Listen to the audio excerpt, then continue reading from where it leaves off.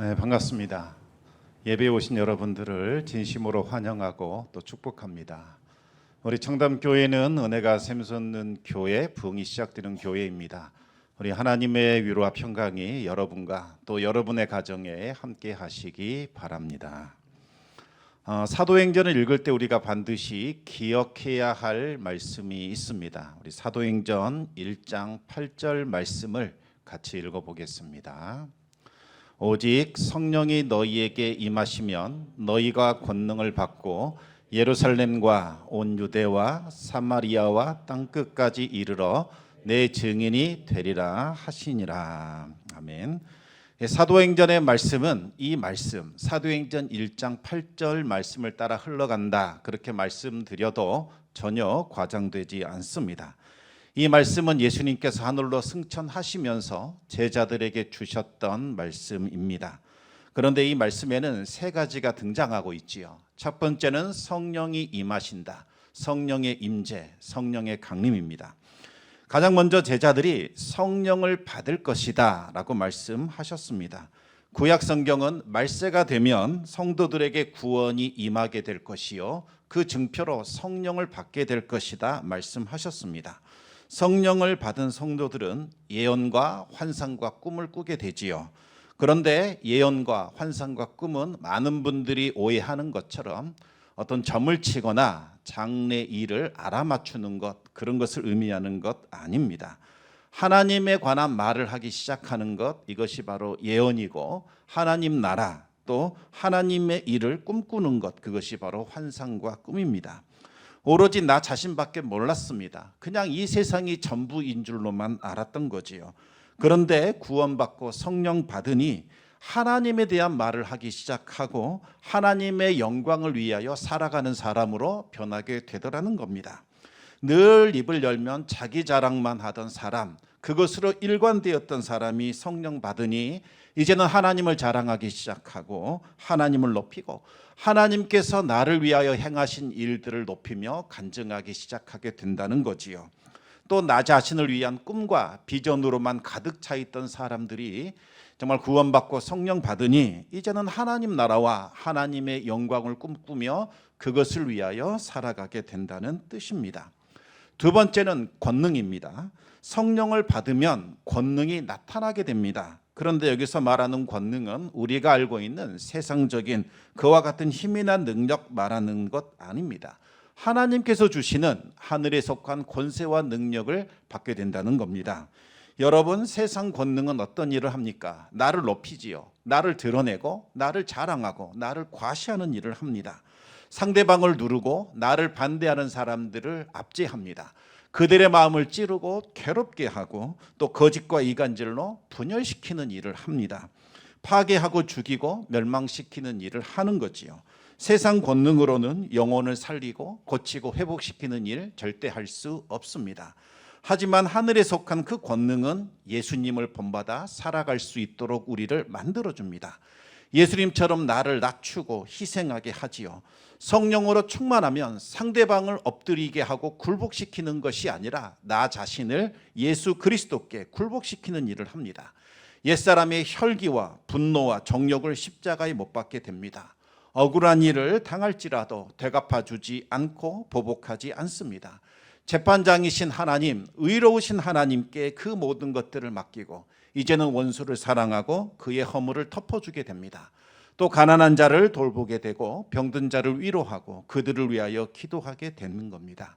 세 번째는 증인입니다. 성령의 충만함을 받아 하늘에 속한 그 권능을 입게 되면 이제는 예수 그리스도의 증인으로 살아갈 수 있게 됩니다. 증인은 헬라어로 말투스라고 부르는데 순교자라는 뜻을 가지고 있습니다. 예수님의 증인이 된다는 것은 생명을 다하여 예수 그리스도를 따르는 삶을 말하는 거지요. 이제는 살아도 주를 위하여 살고 죽어도 주를 위하여 죽는 온전히 예수 그리스도께 붙들린 그와 같은 인생을 살아가게 됩니다. 성령 충만은 기적을 행하고 신비한 일을 체험하는 것, 여기에 목적이 있는 것 아닙니다. 우리로 하여금 십자가를 붙들고 예수님을 따라 살아가게 하는 것, 여기에 목적이 있는 겁니다. 예수님의 증인이 되어 어떤 환경과 상황 속에서도 순교자적인 삶을 살아내는 것, 이것이 목적인 거지요. 이와 같은 성도들은 마지막 날, 그 심판날에 구원을 받게 되고 영광의 면류관을 쓰며 하나님 나라에 들어가 영원토록 영생을 누리며 살아가게 됩니다. 향나무를 한번 생각해 보시기 바랍니다. 향나무는 자신을 찍어대는 그 도끼를 보복하지 않지요. 상처 입은 향나무는 원망하거나 불평하지 않고 아주 악한 냄새를 풍기는 것이 아니라 아름다운 향기를 흘려 보내줍니다. 그리고 그 향기를 도끼에게 묻혀주게 되지요. 향나무를 찍으면 찍을수록 아름다운 향기가 진하게 스며들게 됩니다. 이것이 바로 예수 그리스도의 사랑이요 십자가의 향기인 겁니다. 가시밭의 백합화도 마찬가지입니다. 고난과 시련의 바람이 불어올 때에 백합화는 날카롭게 돋친 이 가시에 찔리게 됩니다. 상처받게 되지요. 하지만 백합화는 가시를 원망하거나 불평하거나 증오하지 않습니다. 오히려 아름다운 향기를 흘려보내게 됩니다. 더 이상 그곳은 가시 돋친 가시밭이 아니라 백합화 향기가 그득한 꽃동산으로 변하게 됩니다. 이와 같은 성도들, 순교자적인 삶을 살아가는 성도들, 예수 그리스도의 향기와 예수 그리스도의 사랑을 드러내는 이 성도들이 결국은 천국의 향기를 드러내고 영혼들을 살리고 고치고 회복시키는 십자가의 증인으로 살아가게 되는 겁니다. 십자가 복음의 능력은 교리를 깨달았거나 지적으로 알았다고 해서 드러나는 것이 아닙니다. 증인된 삶을 통하여 나타나게 되는 겁니다. 십자가의 삶을 살아가는 그 증인들을 통하여 마귀의 일은 멸하게 되고 하나님의 일이 시작이 되는 겁니다. 이와 같은 일은 가장 먼저 예루살렘, 바로 그곳에서부터 시작이 되었습니다. 그리고 온 유대와 사마리아 땅을 거쳐서 세상 끝까지 퍼져가게 되고 하나님의 권세와 능력이 나타나게 되는 겁니다. 사도행전이 바로 이와 같은 흐름을 따라 진행된다는 겁니다. 제자들은 예루살렘에 머물며 예수님께서 약속하신 성령을 기다렸습니다. 마침내 오순절이 되었고 약속하신 성령이 임했습니다. 제자들은 큰 권능을 받아 예수 그리스도의 증인으로 살게 되었습니다. 베드로와 요한과 제자들은 죽음을 두려워하지 않고 담대하게 십자가 복음을 전했습니다. 여러분, 십자가 복음의 핵심이 무엇입니까? 바로 십자가에 달리신 예수 그리스도, 그분이 바로 십자가의 핵심입니다. 하나님께서 온 인류를 구원할 메시아를 보내주셨는데 유대인들이 로마 제국의 힘을 빌려 그분을 십자가에 매달게 됩니다. 하지만 하나님은 예수님을 다시 살리셨고 권능의 오른손으로 높이셔서 온 인류와 온 세상에 그리스도와 주가 되게 하셨습니다. 누구든지 예수님을 믿고 따르면 구원을 받게 됩니다. 제자들이 담대하게 십자가 복음을 증거하자 수많은 기적과 표적들이 나타나게 됩니다. 사람의 힘과 능력으로는 도저히 일어날 수 없는 일들, 오직 하나님만이 행할 수 있는 특별한 사건과 특별한 일을 표적과 기사라고 부릅니다. 기적과 표적이 하는 일은 제자들이 증언하는 것, 이것은 참되다라고 하나님께서 직접 증명해 주시는 것, 이것을 뜻하는 거지요. 많은 사람들이 성령을 통해 나타난 그 기적과 표적을 보고서 예수님을 믿게 됩니다. 이들을 통해서 예루살렘에 주님의 몸된 교회가 세워지게 되지요. 이것이 바로 사도행전 5장까지 나오는 말씀입니다. 베드로와 요한, 예루살렘이 바로 중심이었습니다. 이제 이후로는 성령을 통하여 이 예루살렘에 세워진 교회가 복음 진리를 지켜내고 땅끝까지 이르러 그 복음을 증거하고 선포하는 그와 같은 흐름으로 진행이 됩니다. 오늘 사도행전 6장부터는 새로운 국면이 시작이 됩니다. 한 번도 성경에 등장하지 않았던 새로운 인물들이 대거 등장하게 됩니다. 스데반, 빌립, 브로고로, 니가노르, 디몬, 바메나, 바로 니골라 7사람입니다. 이들은 초대교회의 7 집사들입니다. 이들이 어떻게 갑자기 성경에 등장하게 되었는지 그 배경을 살펴보겠습니다. 먼저 앞서 마귀가 하는 일이 무엇인가 그것부터 간략하게 말씀드리겠습니다. 여러분, 마귀가 하는 일은 무엇일까요? 죽이고 멸망시키고 무너뜨린 일, 그것이 마귀의 하는 일입니다. 마귀는 절대로 좋은 일을 하지 않습니다. 따라서 마귀하고 타협하거나 손잡으시면 안 됩니다. 나도 너를 대적하지 않을 테니 너도 나를 해코지하지 말자. 그냥 우리 서로 사이좋게 지내자. 아무리 그렇게 언약하고 약속한다 한들 마귀는 우리에게 좋은 것 주지 않습니다. 반드시 우리를 멸망에 이끌게 됩니다. 마귀는 살리고 고치고 회복시키는 일 절대로 못합니다. 오직 하나님만이 우리를 살리시고 고치시고 회복시키실 수 있습니다. 하나님께서 예수님을 이 땅에 보내신 것은 바로 그 마귀의 일, 죽이고 패망시키고 멸망하는 그 일을 저지하기 위하여, 그 일을 멸하기 위하여 오신 겁니다. 요한 1서 3장 8절 말씀을 우리 같이 읽겠습니다. 죄를 짓는 자는 마귀에게 속하나니 마귀는 처음부터 범죄에 함이라. 하나님의 아들이 나타나신 것은 마귀의 일을 멸하려 하심이라. 마귀는 예수님이 오시면 자신을 멸하실 것이라는 것을 알고 있었습니다. 그래서 이 땅에 오시는 것을 매우 두려워했고 어떻게든지 막으려고 했던 거지요. 예수님께서 이 땅에 태어나셨을 때에 마귀는 헤롯 왕을 사주하여 아기 예수님을 죽이려고 했습니다. 실패하자 이번에는 유대교 지도자들을 사주하여 예수님의 사역을 방해했습니다. 그것도 실패하자 마귀는 유대교 지도자들과 로마 제국을 사주하여 예수님을 십자가에 못 박아 버립니다. 그리고 마귀는 승리했다, 이겼다 자축합니다. 하지만 예수님을 십자가에 못 박은 것은 스스로 자신을 멸망시키는 어리석은 일이었습니다. 예수님께서 부활하셔서 죄와 사망의 권세, 이 마귀의 가장 큰 강력한 무기를 완전히 멸하셨고 그를 무장 해제시키셨습니다. 그리고 제자들에게 성령을 부으셔서 이 땅에 교회를 세우셨고 그 교회를 통하여 마귀의 일을 멸하는 일을 시작하신 겁니다. 성령의 지배를 받았던 초대교회는 아주 강력했습니다. 복음이 선포되는 곳마다 기사와 표적이 나타났고 마귀의 권세는 압도당하게 됩니다. 교회를 통하여 죽었던 영혼들이 살아나고 고침받고 회복되는 성령의 능력이 나타나게 됩니다. 수많은 사람들이 교회를 통하여 하나님께로 돌아왔고 마귀의 왕국은 무너지기 시작했습니다. 그제야 마귀는 하나님의 구원 계획이 무엇인지를 깨닫게 됩니다. 마귀는 탐욕과 교만의 마음으로 사람을 조종하여 죄와 사망의 권세 아래에 묶어 두었지만 성령은 우리 인간의 마음에 사랑과 긍휼의 마음을 베풀어 주셔서 죄와 사망의 권세에서 벗어나게 하시고 구원하시고 자유롭게 해 주셨습니다.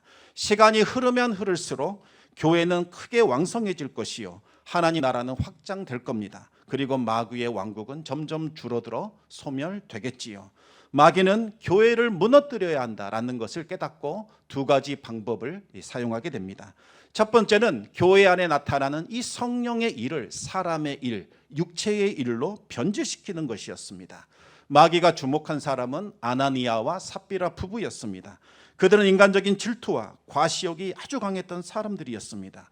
그들은 성령의 역사를 보고 큰 은혜와 감동받은 것이 아니라 사람 바나바가 사람들 앞에 칭송받고 인정받는 것을 보고서 시기심과 질투심을 느끼게 됩니다. 그들은 영적으로 무지했고 탐욕이 가득했습니다. 마귀는 그들의 추악한 욕망을 부추겼고 거짓의 영을 그들의 심령에 집어넣게 됩니다. 그들은 소유를 팔아 일부를 드리면서 마치 소유 전체를 팔아 하나님께 드리는 것처럼 거짓을 말했고 허세를 떨었고 마치 자기 자신을 과장시키는 그와 같은 거짓 행세를 하게 됩니다. 성령께서는 베드로에게 그들의 마음이 마귀의 정욕으로 가득 차 있다는 것을 깨닫게 해주셨습니다. 베드로는 그들에게 회개할 수 있는 기회를 주었지만 그들은 끝내 멸망의 길을 고집하게 됩니다. 결국 그들은 심판받게 되었고 마귀는 교회 안에 들어올 수 없게 되었습니다. 첫 번째 전략이 막히자 마귀는 곧바로 새로운 전략을 세우게 됩니다. 그것은 바로 분주함입니다. 사도들을 분주하게 만들어서 말씀과 기도가 약하게 만드는 거지요. 사도들이 깨어 있으면 영적 분별력을 통하여 마귀의 일을 분간하고 그것을 차단시킬 겁니다. 하지만 이 말씀과 기도가 약해진다면 사도들과 교회는 영적 분별력을 잃게 될 것이요 더 이상 마귀의 일을 분별하지도 깨닫지도 못하게 될 겁니다. 마귀는 사도들과 교회가 구제 사역에 정신을 빼앗겨서 말씀과 기도에 전념하지 못하도록 만들었습니다. 당시 초대교회 성도들은 정말 힘들었습니다. 매일매일 일상이 고달픈 일상이었습니다. 경제적으로 아주 힘들고 어려웠지요. 로마의 식민 지배를 받고 있었기 때문에 간신히 막을 것을 구한다 할지라도 세금으로 다 빼앗기는 그와 같은 고단한 삶을 살았습니다. 그래서 하루 한 끼만 걱정 없이 먹고 살 수 있으면 대단히 부유한 사람이다, 이와 같은 인정을 받았습니다. 그들에게 배고픔, 굶주림은 일상이었고 날마다 하는 고민은 내일은 무엇 먹어야 하나, 내일은 어떻게 입에 풀칠을 해야 하나, 그것이 그들의 마음에 있는 근심과 걱정거리였습니다. 그런데 초대교회는 예배를 마치면 성도들과 함께 먹을 것을 나누었습니다. 형편되는 성도들이 음식과 물건과 헌금을 드렸기 때문에 가난한 사람들도 그날만큼은 배불리 음식을 먹을 수 있었지요. 또 공동 식사를 마친 후에 남은 것은 어려운 성도들을 구제하는 데 사용이 되었습니다. 얼마나 아름답고 복된 일입니까? 사도들이 이 구제연금을 잘 분배해서 어려움 가운데 있는 가정들을 돌봤습니다. 하지만 이토록 선하고 아름다웠던 구제 사역이 점점 더 큰 일이 되었고 이제는 교회의 시험거리로 전락되게 됩니다. 초대교회는 지금처럼 이렇게 건물 하나를 지어놓고 모든 성도들이 함께 모여서 예배드리지 않았습니다. 각 개인의 가정집에 성도들이 모여서 여러 곳에서 이렇게 예배가 드려졌습니다. 그래서 예루살렘에는 크고 작은 가정교회들이 많았습니다. 그런데 이 사람들이 사용하는 언어가 달랐습니다. 그래서 의사소통이 잘 되지 않았지요. 당시 예루살렘에는 원래부터 이곳에서 나고 자란 토박이들도 있었지만 외국에서 태어나 그곳에서 한참 자라다가 이제 나이 들어서 고국 땅으로 돌아온 이와 같은 분들도 많았습니다. 이들은 본토 사람들이 사용하던 히브리어보다는 당시 국제 언어였던 헬라어가 훨씬 더 익숙했습니다. 처음에는 이들을 구분하지 않고 그냥 함께 예배를 드렸습니다. 친교도 나누었습니다. 다소 불편하기는 했지만 은혜가 충만하니 아무 문제 되지 않았고 다 극복해낼 수 있었지요. 하지만 시간이 흐르면서 이 언어의 차이라는 것이 너무나 크게 다가오고 또 불편해집니다.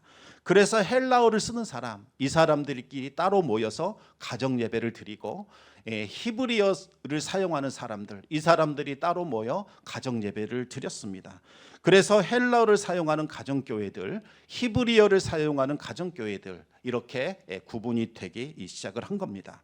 그런데 히브리파 가정교회가 숫자가 많았고 그들 대부분들이 토박이들이었기 때문에 그들에게 아무래도 무게가 쏠려 있었습니다. 그래서 구제 헌금이 일단 분배되면 가장 우선적으로 히브리파 가정들부터 지급이 됩니다. 이번에 우리 정말 힘들어, 그분 어려우니까 그분부터 도와줘야 돼, 이렇게 말을 하면 그곳에 자꾸 분배가 된다는 거지요. 여러분, 구제 헌금이 충분하면 얼마나 좋겠습니까? 하지만 경제 사정이 어렵다 보니 언제나 부족했습니다. 그래서 이 헬라파 가정교회에 출석하는 어려운 분들은 자꾸 이 구제 명단에서 누락되는 일들이 벌어지게 된 겁니다. 그 중에서도 특히 헬라파 가정교회의 과부들, 이분들은 예루살렘에 아무 연고가 없고 이들을 도와줄 만한 사람들이 없었습니다. 교회가 이들을 도와주지 않으면 이들은 굶주릴 수밖에 없지요. 처음에는 명단에서 누락되어도 불평하지 않고 다음에는 차례대로 주겠지, 받을 수 있겠지, 이런 마음으로 차례를 기다렸습니다. 하지만 번번이 계속해서 제외가 되자 불평과 원망 소리가 터져나오게 됩니다. 여러분, 교회 일은 정말 어렵습니다. 목회자나 직원들은 사례를 받고 교회의 일을 하지만 우리 일반 성도님들, 하나님 은혜에 감사하여 내 물질, 내 시간 들여서 봉사를 합니다. 그런데 참 감사합니다, 이 말은 잘 듣지 못합니다. 왜 이렇게 했는지, 누가 이렇게 했는지 자꾸 불평과 원망 소리를 듣게 되지요. 지금 그와 같은 일들이 바로 이 초대교회에 나타나고 있는 겁니다. 성령으로 시작된 그 아름답고 선한 구제 사역이 교회의 큰 자랑이었는데 지금은 교회를 힘들게 하는 시험거리가 된 겁니다. 잘못 대처한다면 교회가 분열될 수 있는 위험한 상황이 찾아오게 된 겁니다. 사도들이 이 일을 해결하기 위하여 앞장을 서게 됩니다. 구제 헌금을 거두는 일, 형편에 따라 분배하는 일, 이 일에 전념을 했습니다. 그러다 보니 자연스럽게 말씀과 기도가 소홀해졌습니다. 말씀을 깊이 연구하고 말씀 붙들고 씨름하며 은혜를 구해야 말씀을 선포할 수 있는데 이 구제 사역에 정신을 빼앗기다 보니 영적 민감성이 무뎌지기 시작합니다. 여러분, 말씀과 기도가 사라지기 시작하면 은혜가 메마르게 됩니다. 그리고 나서 오는 것이 영적 탈진입니다. 교회 일 힘들어서 못하겠다. 교회가 무슨 안식을 누리고 평안함을 얻어야 되는데 일만 하다 보니 오히려 주일날은 더 피곤한 것 같다. 이제 성령으로 시작된 일이 고단한 짐이 되었고 육적인 일로 변질되기 시작한 겁니다. 이럴 때 어떻게 해야 될까요? 구제사역을 과감하게 폐지시켜야 할까요? 그럴 수는 없습니다. 성령으로 시작된 그 아름다운 일을 사람의 생각으로 폐하면 안 됩니다. 이럴 때에는 기도의 자리로 돌아가야 합니다. 하나님의 지혜를 구해야 하지요. 사도들은 함께 모여 기도하며 하나님의 뜻과 하나님의 지혜를 구했습니다. 그러자 하나님은 구제와 봉사의 일을 감당할 수 있는 일꾼을 세우라라는 감동을 주셨습니다. 사도들, 너희들이 모든 일을 다 떠안지 말고 은사를 가진 사람을 세우라. 그리고 그들에게 이 임무를 맡기라. 그와 같은 감동을 주신 겁니다. 우리 갈라디아서 6장 2절 말씀을 같이 읽어보겠습니다. 너희가 짐을 서로 지라. 그리하여 그리스도의 법을 성취하라. 여러분, 교회의 일은 홀로 맡는 것 아닙니다. 소수의 몇 사람만 감당하는 것 아니죠. 모든 성도들이 서로 짐을 나누어야 합니다. 그래야 피곤하지 않고, 그래야 탈진하지 않고 그리스도의 법을 성취할 수 있습니다. 사도들은 구제와 봉사의 일을 은혜롭고 처리하려면 반드시 일꾼을 세워야 한다는 것을 깨닫게 됩니다. 그래야 말씀 사역과 기도 사역에 집중할 수 있습니다. 여러분, 이 말씀과 기도는 교회의 본질입니다. 말씀과 기도가 사라진 교회는 변질되고 생명력을 잃어버리게 됩니다. 아무리 그 교회가 정말 세상을 깜짝 놀라게 할 만큼 크고 위대한 구제와 봉사 사역한다 할지라도 성령의 도우심이 없고 은혜가 사라져 버린다면 그것은 하나님의 일이 아니라 사람의 일로 변질됩니다. 결국 불평과 원망과 시기와 질투와 다툼이 나타나게 되는 거지요. 교회는 진리의 기둥이자 터입니다. 성령이 거하시는 성령의 전입니다. 만약 교회에서 말씀과 기도와 성령의 은혜가 사라져 버린다면 더 이상 교회 아니고 사람들의 모임에 불과합니다. 마귀가 세운 전략이 이것이었습니다. 사역자들을 분주하게 만들어 말씀과 기도에 전념하지 못하게 하는 것, 성도들이 말씀과 기도를 멀리하게 하고 비본질적인 것, 여기에 목숨을 걸게 하는 것, 바로 그것이었습니다. 사도들은 예루살렘 가정교회의 모든 대표자들을 다 불러 모아 앞으로 진행될 구제와 봉사에 관한 지침을 제시하게 됩니다. 사도행전 6장 2절에서 4절까지 말씀 우리 같이 읽겠습니다. 12 사도가 모든 제자를 불러 이르되 우리가 하나님의 말씀을 제쳐놓고 접대를 일삼는 것이 마땅하지 아니하니 형제들아 너희 가운데에서 성령과 지혜가 충만하여 칭찬받는 사람 7을 택하라. 우리가 이 일을 그들에게 맡기고 우리는 오로지 기도하는 일과 말씀 사역에 힘쓰리라 하니. 여기서 접대는 구제하고 봉사하고 또 재정을 출납하는 일을 말합니다. 이 일은 교회가 처리해야 하는 일 중에서 아주 중요하고 아주 시급한 일이지요. 즉각적으로 처리해 주지 않으면 교회 운영에 타격을 받을 수밖에 없습니다. 하지만 아무리 시급하고 중요한 일이라 할지라도 말씀과 기도보다 앞설 수는 없습니다. 이 일 때문에 말씀과 기도를 멀리하게 된다면 그 순간 이 아름다운 일 변질될 수밖에 없습니다. 교회의 봉사와 또 직분을 맡은 분들은 이 사실을 반드시 기억하시기 바랍니다. 하나님이 주시는 힘과 지혜로 일하지 않으면 결국 변질됩니다. 그것은 사람의 일이지 하나님의 일이 아닙니다. 성령이 주시는 힘과 능력으로 일하지 않으면 결국 세상적인 힘, 육적인 능력으로 일하게 됩니다. 그렇게 되면 불평과 원망과 시기와 질투가 끊어지지 않게 되지요. 교회는 말씀과 기도로 중심을 잡아야 합니다. 목회자들이 말씀과 기도에 집중할 수 있도록 도와줘야 합니다. 일꾼을 세워서 행정적인 일과 봉사의 일을 맡겨야 합니다. 이것은 사도들이 자기들끼리 모여 아무렇게나 결정한 사항이 아닙니다. 성령이 주신 지혜를 따라 된 겁니다. 즉 교회의 직분과 일꾼은 사람이 세우는 것이 아니라 성령이 세우시는 겁니다. 그래서 교회의 일꾼을 세울 때에는 교회가 합심하여 기도해야 합니다. 성령이 처음부터 끝까지 주관하실 수 있도록 마음을 모아 기도해야 하지요. 그렇지 않으면 교회는 세상을 흉내냅니다. 세상이 사람 세우는 방식으로 교회의 일꾼을 세우게 되지요. 그런데 그렇게 일꾼 세워지면 좋을 것이 하나도 없습니다. 직분 받은 일꾼도 시험 들게 되고 교회에도 어려움을 겪게 되는 겁니다. 교회의 일꾼이 되었다면 두렵고 떨리는 마음으로 맡겨진 일에 충성을 다하고 최선 다하셔야 합니다. 하나님께서 일꾼으로 세운 사람에게 요구하시는 것은 딱 하나입니다. 충성입니다. 고린도전서 4장 1절 2절 말씀 우리 같이 읽어보겠습니다. 사람이 마땅히 우리를 그리스도의 일꾼이요 하나님의 비밀을 맡은 자로 여길지어다. 그리고 맡은 자들에게 구할 것은 충성이니라. 아멘. 그리고 하나님께서 세우신 일꾼에게는 더 많은 것을 요구한다는 것을 기억하면서 두렵고 떨리는 마음을 가지셔야 합니다.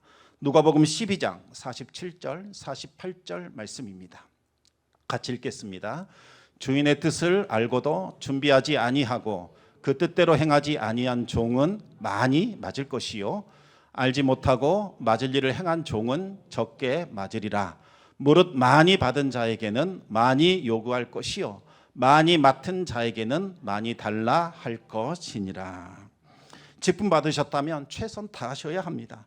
하나님은 많이 받은 자에게 많은 것을 요구하시고 많이 맡긴 자에게는 많이 달라고 하실 겁니다. 그래서 야고보는 말합니다. 선생된 자는 더 큰 심판을 받게 될 것이니 선생되려고 애쓰지 말라. 그렇게 말했던 겁니다. 3절 보시면 직분을 맡게 될 사람의 조건 3가지가 나옵니다. 성령과 지혜가 충만할 것, 칭찬받는 사람이어야 할 것입니다. 첫째로 성령으로 충만해야 합니다. 교회는 세상 법칙과 세상 방식을 따라 운영되는 것 아닙니다. 하나님의 말씀이 통치하고 다스리는 곳이요 성령의 역사로 운영되는 곳입니다. 따라서 직분 받은 사람은 늘 성령 충만해야 합니다. 최소한 기도할 수 있는 기도의 영성은 갖추셔야 합니다. 기도를 통해 하나님의 음성 들어야 합니다. 그래야 하나님의 뜻을 분별할 수 있고 영적인 담대함을 얻을 수 있습니다. 하나님의 음성이 들려오지 않으니 자꾸 사람들 찾아가서 뭐라고 말하는지 귀를 기울이게 되고 결국 여론에 휩쓸리게 되고 사람을 두려워하고 사람의 뜻을 이루고 사람 기뻐하는 그와 같은 모습으로 변질될 수밖에 없지요. 여러분, 하나님의 말씀과 지혜가 없는 교회는 동네 반상회만도 못합니다.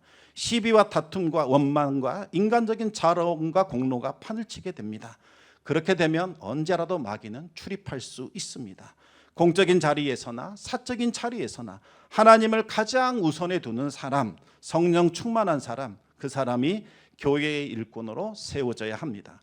두 번째는 지혜가 충만해야 합니다. 여기서 말하는 지혜는 세속적인 지혜나 지식 말하는 것이 아니라 하나님을 경외하는 마음, 하나님을 두려워하는 마음을 뜻하는 겁니다. 지혜가 무엇입니까? 듣는 마음, 경청하는 마음을 말합니다.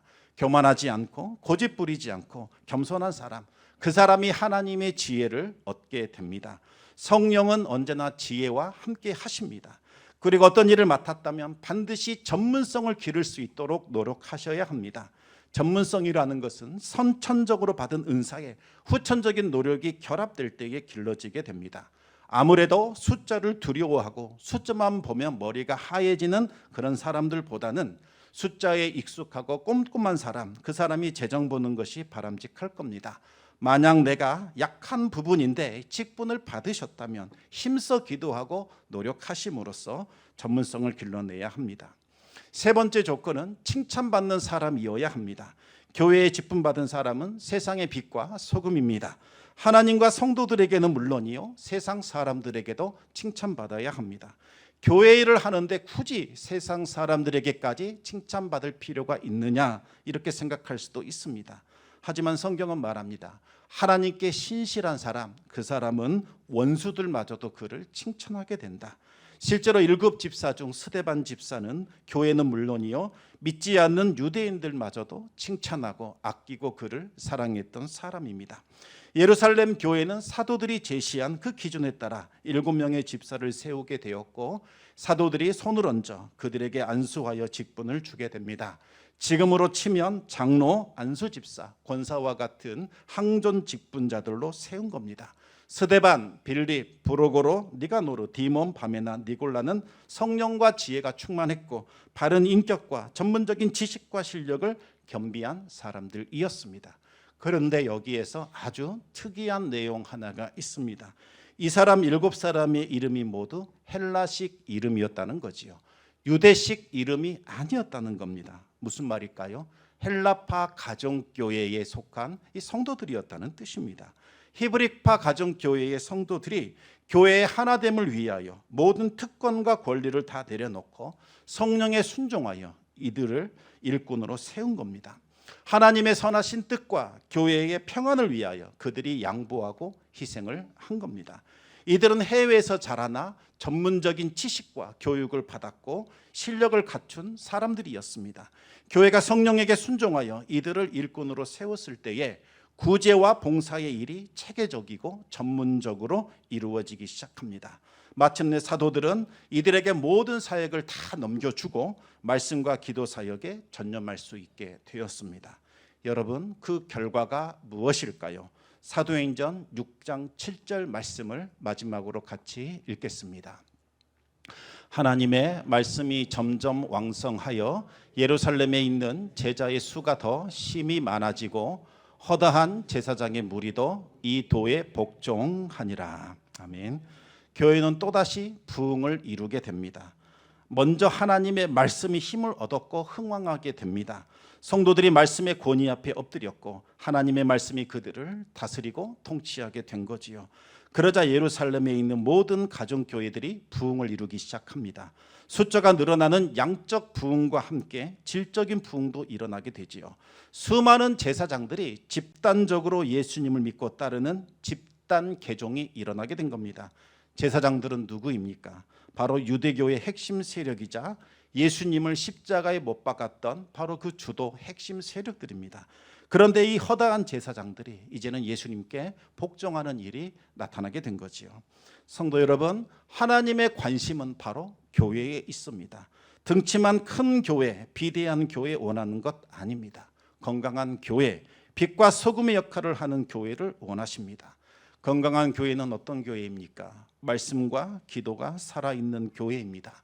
어떤 경우에도 성령보다 기도보다 앞서지 않는 교회, 그 교회가 건강한 교회지요.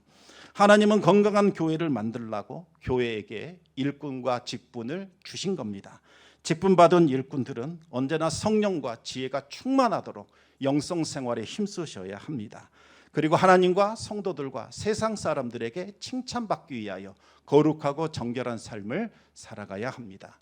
교회에서는 칭찬받지만 세상 사람들이 욕하고 손가락질 한다면 그것은 하나님께 덕이 되지 않고 하나님께 영광 돌리지 못합니다. 모든 성도님들은 교회를 위해서, 우리 목회자들과 직원을 위해서, 그리고 직분받은 일꾼들을 위해서 기도에 힘써 주시기 바랍니다. 그래야 우리 청담교회가 하나님을 기쁘시게 하고 정말 온 세상을 향하여 살리고 고치고 회복시키는 바로 이 성령의 역사를 펼쳐가는 건강한 교회가 될 수 있기를 우리 주님의 이름으로 축원합니다. 기도하겠습니다.